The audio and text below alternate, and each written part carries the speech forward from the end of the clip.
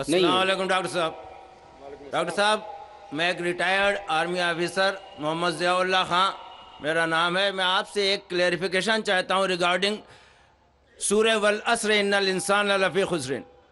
یہ عالم انسانیت کے لیے ایک بہت تشویشناک سورہ ہے اور کنڈیشنل سورہ ہے.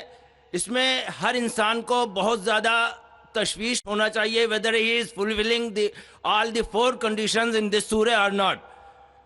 اس میں اس کی تفسیر میں ابھی آپ نے فرمایا وَتَوَاصَوْا بِالْحَقِّ کے لیے آپ نے فرمایا کہ غیر ایمان والوں میں ایمان کی دعوت. بے شک یہ سچ ہے کہ لا الہ الا اللہ سب سے بڑا حق ہے، لیکن میں یہاں آپ سے یہ کلیئرفائی کرنا چاہتا ہوں کہ among all the Muslims اتنی زیادہ تعداد الحمدللہ مسلمانوں کی ہے، لیکن وہ عامل الصالحات سے دور ہیں، اللہ کے احکامات سے دور ہیں. اگر ان کو اللہ کے ان احکامات پہ عامل الصالحات کی دعوت دی جائے تو whether this fulfill the condition of وَتَوَاصَوْا بِالْحَقِّ or not.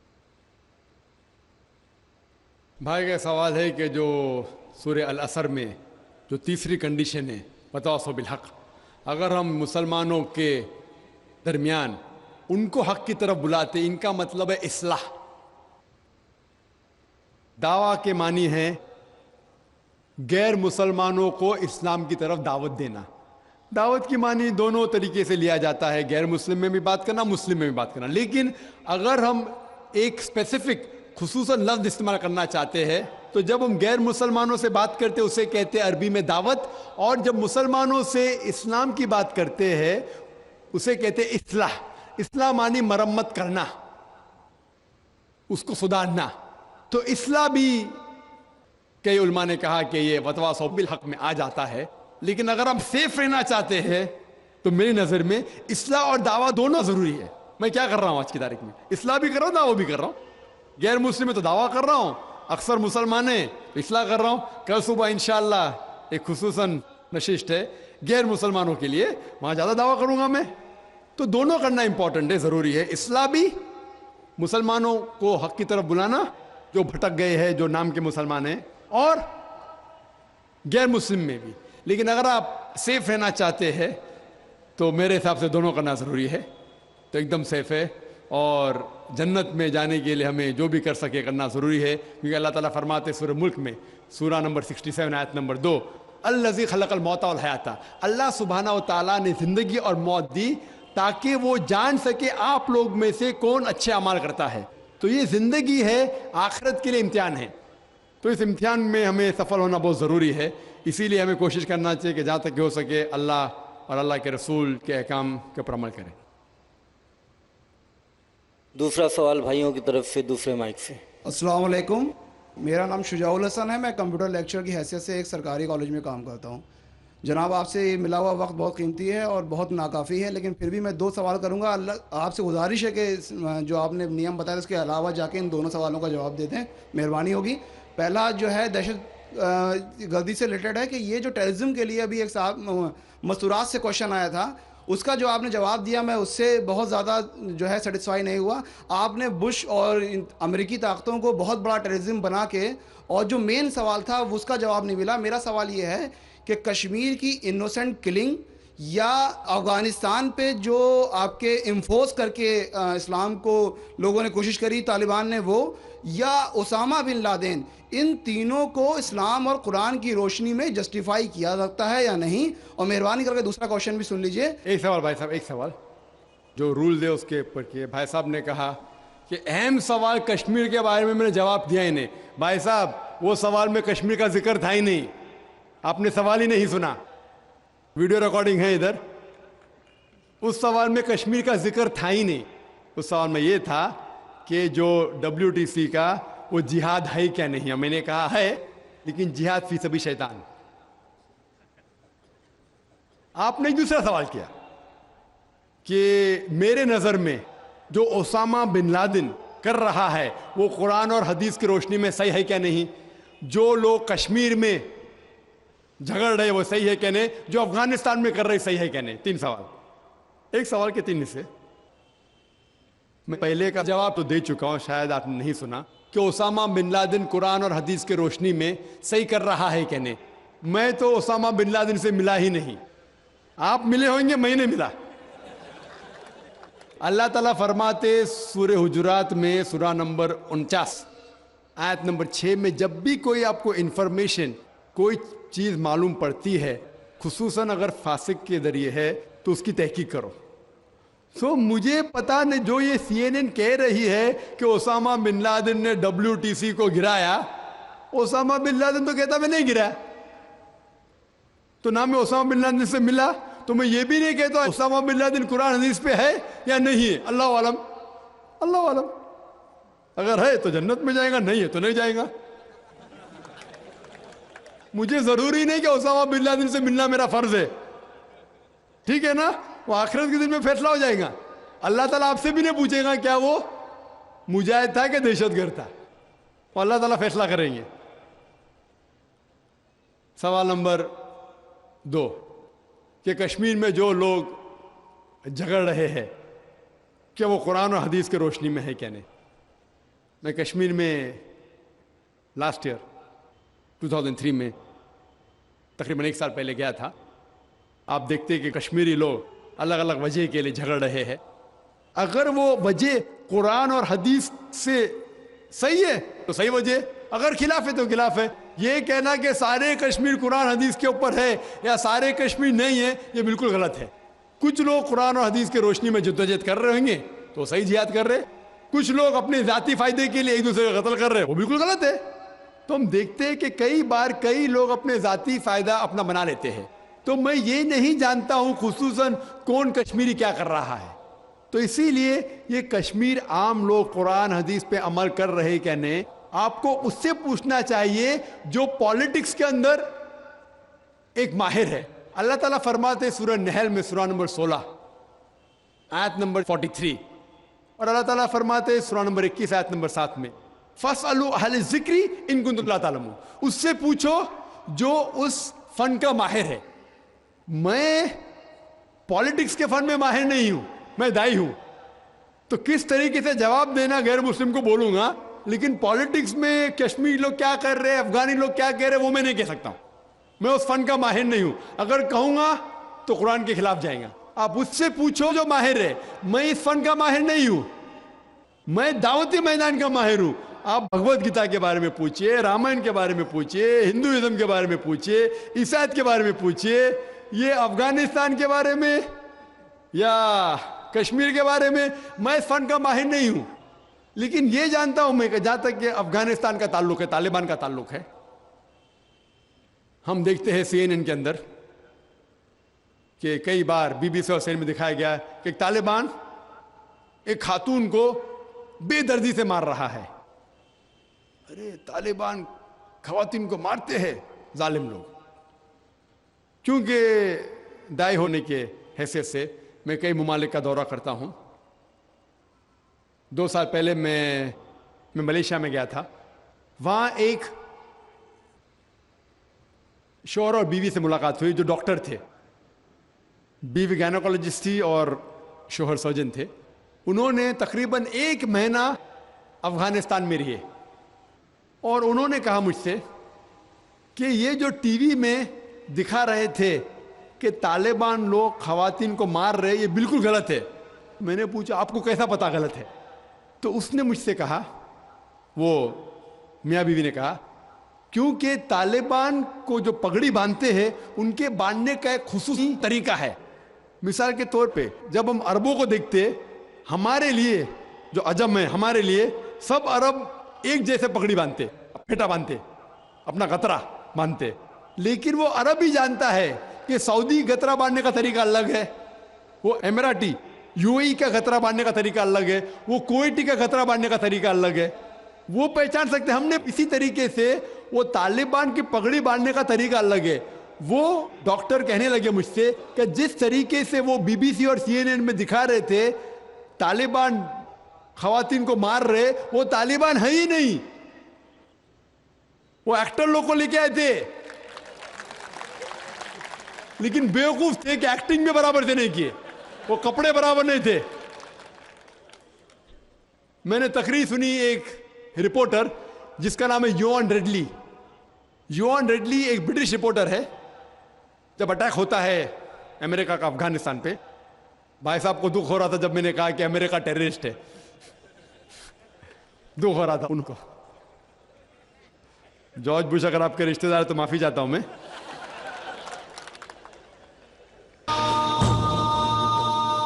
تو یوان ریڈلی جو تھی, یوان ریڈلی ایک رپورٹر ہے, برٹش رپورٹر, سفید ہے, وائٹ یورپین. اس کو بھیجتے ہیں افغانستان میں تحقیق کرنے کے لیے طالبان کے بارے میں. وہ سارے تحقیق کرتی ہے اور پورے ٹائم وہ نقاب میں رہتی ہے, حجاب میں رہتی ہے.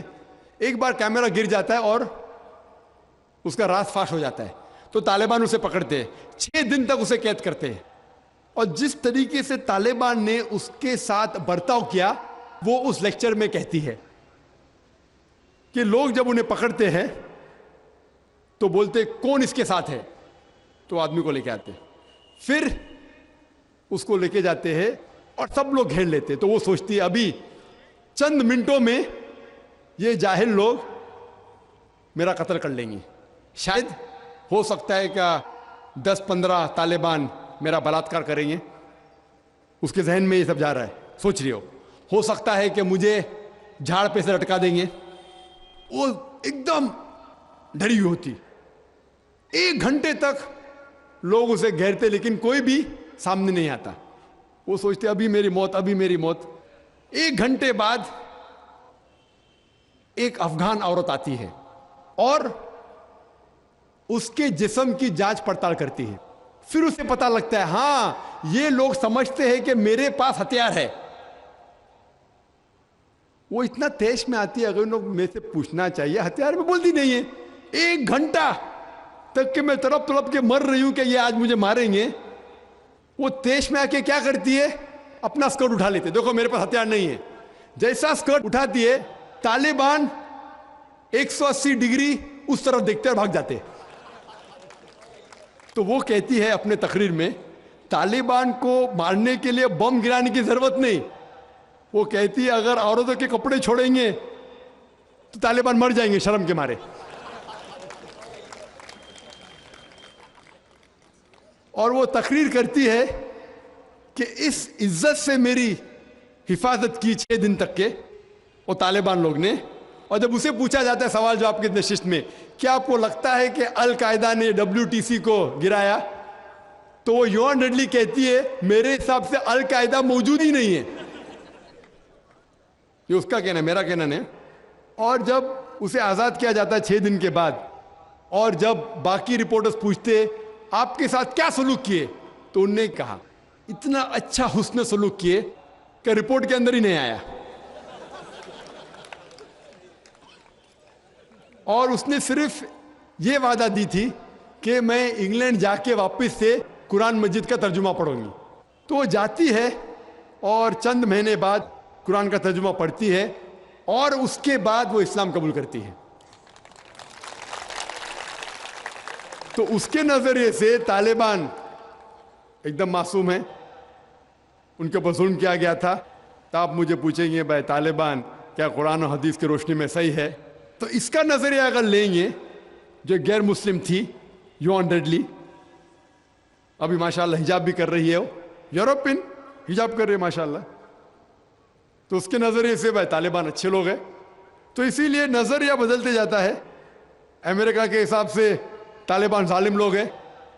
تو میڈیا ایسی چیز ہے کہ کوئی بھی ہیرو کو زیرو بنا سکتی ہے. They can make day into night, black into white. Day into night, black into white. Hero کو زیرو بنا سکتی ہے, کوئی ولن کو بھی ہیرو بنا سکتی ہے. تو اسی لیے قرآن مجید میں اللہ تعالیٰ فرماتے کوئی بھی چیز آپ کے پاس آتی ہے اس کی تحقیق کرو تیسرے کو پہنچانے کے پہلے. تو اسی بنیاد پہ میں نے کہا تھا, کیا نام ہے, اسامہ بن لادن کو جانتا ہوں نہ, یہاں کیا ہو رہا ہے پتہ نہیں مجھے, افغانستان بھی میں نہیں گیا ہوں, لیکن یہ رپورٹ کے ذریعے یہ پتہ لگتا ہے کہ یہ جو امریکہ کر رہی ہے اپنے میڈیا کے ذریعے, یہ شیطانی حرکت جو غلط فہمی پھیلا رہی ہے, اس کی سزا تو انشاءاللہ انہیں ملیں گی. اسی لیے میرے نظریے سے جارج بش نمبر 1 ٹیررسٹ ہے. آپ کو دکھ ہوئے گا. جب میں لندن میں گیا تھا, وہاں ایک تقریر کی اور میں جواب دیا, تو ایک نوجوان اٹھ کے کہتا ہے کہ جارج بش کو ہم دعا کرتے کہ اللہ تعالیٰ اس کا قتل کرے. تو میں نے کہا میں تو یہ دعا نہیں کروں گا، میں تو یہ دعا نہیں کروں گا، کیونکہ اللہ کے رسول نے جو دعا کی، جو سب سے زیادہ دشمن اسلام کے خلاف جو تھے محمد صلی اللہ علیہ وسلم کے دور میں، دونوں کا نام تھا عمر، تو اللہ کے رسول نے یہ دعا کی کہ کم از کم ایک عمر کو ہدایت دے، تو میں یہ دعا کرتا ہوں کہ کم از کم اللہ تعالیٰ جارج بش کو ہدایت دے۔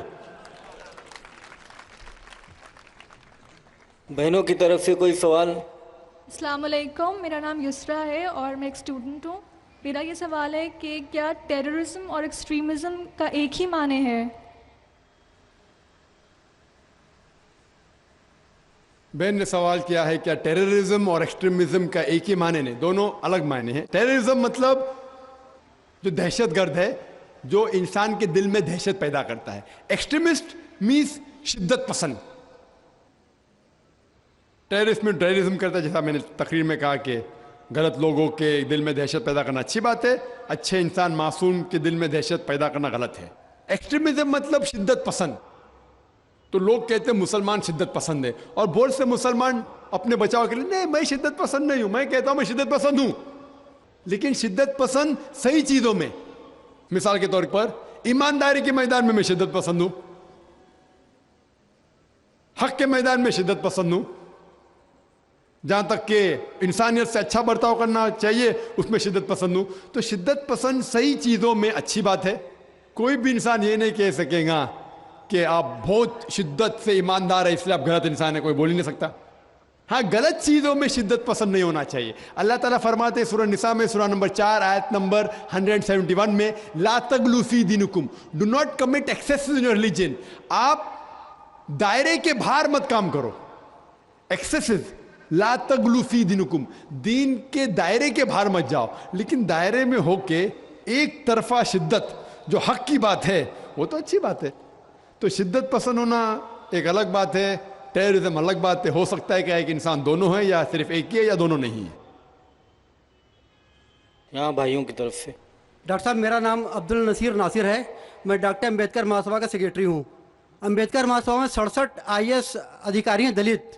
بہت سے لوگوں سے میں بات کرتا ہوں اسلام کے بارے میں تو کہتے ہیں بابا صاحب امبیڈکر نے کہا تھا میں ہندو دھرم میں پیدا ہو گیا ہوں لیکن ہندو ہو کے مروں گا نہیں۔ ہم لوگ بھی چاہتے ہیں عام اسلام میں، لیکن جو ہمیں فیسلٹی مل رہی ہے وہ ہم کو دلت کی حیثیت سے مل رہی ہے۔ کیا دلت جو ہے اسلام قبول کر لے اور نام اپنا نہ تبدیل کرے اور ختنہ نہ کرائے، کیا ممکن ہے یہ؟ بھائی صاحب نے سوال کیا کہ دلت، بابا امبیڈکر صاحب کی کتاب میں پڑھ چکا ہوں، آپ بالکل صحیح فرماتے کہ بابا صاحب امبیڈکر، ڈاکٹر بابا صاحب امبیڈکر، ان نے جب دیگر مذاہب کی تحقیق کی سب سے بہترین مذہب انہیں لگا اسلام۔ افسوس کی بات ہے کہ ہم مسلمانوں نے کھلے عام انہیں قبول نہیں کیا، اس لیے انہوں نے دوسرا بہتر مذہب بدھزم کو قبول کیا۔ آپ کا سوال ہے کہ دلت اگر کہتے ہیں کہ ہم اسلام قبول کریں اور نام نہیں بدلے تو کیا یہ جائز ہے، اور ختنہ نہ کرے جائز ہے؟ نام بدلنا اسلام میں فرض نہیں ہے، نام بدلنا اسلام میں فرض نہیں ہے۔ اگر آپ کا نام شرکانہ نام ہے تو بدلنا فرض ہے، ورنہ نام بدلنا فرض نہیں ہے۔ آپ کا پرانا نام پرکاش ہو یا جان ہو، نام بدلنا فرض نہیں ہے۔ کئی آپ دیکھیں گے صحابہ نے نام نہیں بدلے، تو نام بدلنا فرض نہیں ہے۔ اگر کوئی شخص کہتا ہے کہ میں اسلام قبول کرتا ہوں، نام نہیں بدلنا چاہتا ہوں، بالکل جائز ہے۔ آپ کا دوسرا سوال، کیا ختنہ کرنا فرض ہے؟ ختنہ کرنا فرض نہیں، سنت موقدہ ہے، مستحب ہے، اچھی بات ہے، لیکن فرض نہیں۔ وہ ہمارے ہندوستان میں سرٹیفکیٹ دینے کے لیے ختنہ کرنا فرض ہے، ہندوستان میں۔ ہاں، باہر جائیں گے تو ختنہ کرنا فرض نہیں، لیکن ختنہ کرنا اچھی بات ہے، بہترین ہے الحمدللہ، لیکن فرض نہیں ہے۔ یہ سنت ہے، کرنا اچھی بات ہے۔ تو اگر کوئی شخص کہتا ہے کہ میں اسلام قبول کروں گا، نام نہیں بدلوں گا اور ختنہ نہیں کہوں گا، تو میں کہوں گا اہلاً و سہلاً، کم از کم شرک سے تو بچے گا، کم از کم دوزخ سے تو بچے گا، جنت میں جائے گا انشاءاللہ۔ دلت مذہب کی فیسلٹی لے سکتا ہے وہ؟ بھائی صاحب کا تیسرا سوال، دلت مذہب کی فیسلٹی، یہ دلت مذہب کی فیسلٹی گورنمنٹ دیتی ہے۔ یہ گورنمنٹ کا رول ہے، جو بیکورڈ کلاس ہے اس کو فیسلٹی ملتی ہے۔ کئی مسلمان جو اپنے آپ کو بیکورڈ کلاس کہتے ہیں ان کو بھی فیسلٹی ملتی ہے نا؟ کئی مسلمان نہیں جانتا، انصاری یا کچھ چند، سب نے چند، تو یہ فیسلٹی ملتی ان کو. تو آج کے مسلمان جو اپنے آپ کو بیکورڈ کہتے ہیں ان کو فیسلٹی ملتی, تو کوئی دلت اگر اسلام قبول کر سکے گا تو گورنمنٹ کی فیسلٹی بھی ملیں گی, انشاءاللہ اللہ کی فیسلٹی بھی ملیں گی. پہلے مائی کی طرف سے اگر کوئی غیر مسلم بھائی ہے تو وہ سوال پوچھیں. ڈاکٹر نائر صاحب السلام علیکم ورحمۃ اللہ وبرکاتہ. جہاد و دہشت گردی کے بارے میں اسی عنوان سے میرا ایک سوال چھوٹا سا یہ ہے کہ کیا دہشت گردی کا ذکر قرآن حکیم میں کہیں بھی آیا ہے, کسی سورہ, کسی آیت نمبر میں؟ بھائی صاحب کا سوال ہے کہ دہشت گردی کا ذکر کہیں قرآن مجید میں آیا ہے, اور میں تقریر میں بھی حوالہ دیا اس آیت کا کہ جو لفظ انگلش میں کہتے ہیں ٹیررسٹ, اردو میں کہتے ہیں دہشت گرد, اور یہ لفظ جو ہے یہ قرآن مجید میں ہے سورہ انفال میں, سورہ نمبر 8 آیت نمبر 60 میں, کہ اللہ تعالیٰ فرماتے ہیں کہ وہ لوگ جو حق کے خلاف ہے ان کے دل میں دہشت پیدا کرو. تو اسی لیے میں نے کہا کہ ہر مسلمان کا فرض